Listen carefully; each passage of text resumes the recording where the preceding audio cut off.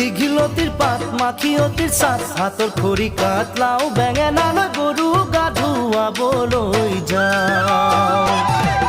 দীঘলতিৰ পাত মাখিয়তিৰ সাত হাতৰ খৰি কাটলাও বেঙেনা লৈ গৰু গা ধুৱাবলৈ যাওঁ। আহিয়ে পাব লাগিব কিন্তু চুৰিয়াখনৈ ককাইদেউৰ পাঞ্জাবী চোলাটো দিবি নোসোধাকৈ। চহৰৰ বিহু মেলাত হুঁচৰি গাবলৈ যাব যে লাগিব আজি আমাৰ গাঁৱৰ হৈ। দীঘলতিৰ পাত মাখিয়তিৰ সাত হাতৰ খৰি কাটলাও বেঙেনা লৈ গৰু গা ধুৱাবলৈ যাওঁ।